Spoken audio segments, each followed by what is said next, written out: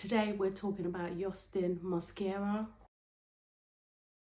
who murdered Albert, Alfonso and Paul Longworth in their flat in West London. After murdering them, dismembered their bodies, put their heads in the freezer that he'd ordered, their bodies in a suitcase, and fled to Bristol, where he was trying to dispose of their remains. Reports are that Yostin was in a relationship with Albert, or maybe both of the gentlemen, and also that he's previously visited the UK. He again visited the men. There were no reported incidents with that initial visit. On the day of the murder, Yostin was at home with Paul, murdered him at that point, and reports are saying that he may have put a plastic bag over Paul's head and hit him repeatedly with a hammer until he was murdered, and put his body under his bed. And after that, he waited for Albert to get home from work. And when Albert got back, it's reported that Yostin and Adam were intimate. While they were being intimate, Yostin had a knife that was close by that he used to murder Albert.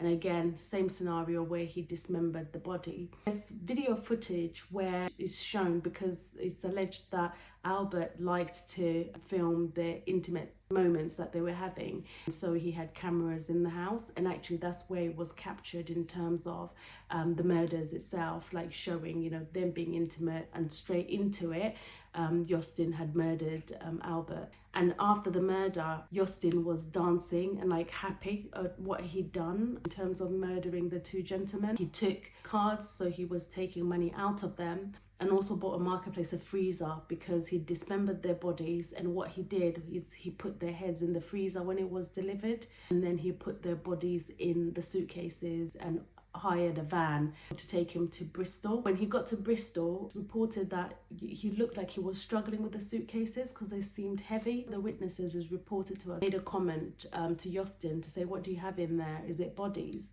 Just because it seemed like he was struggling with the suitcases. It seemed quite heavy, and there was no reaction or comment from Yostin.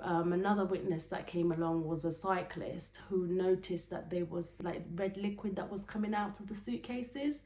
Yostin tried to explain that away and say it's oil because he had car parts in the suitcases, but the witnesses were not buying that as a story, because to them it looked like blood, and they were convinced that it was blood. And so the cyclist asked Yostin whether the staff, because at this point was in Bristol, he was by the Clifton Bridge trying to get rid of the body, but what he didn't realise was that the bridge was well lit, and also that there was security around it. That plan couldn't work because of those logistics. However, when the cyclist said to him whether the bridge staff could open the suitcases just to check, he took off running. He fled on that day anyway.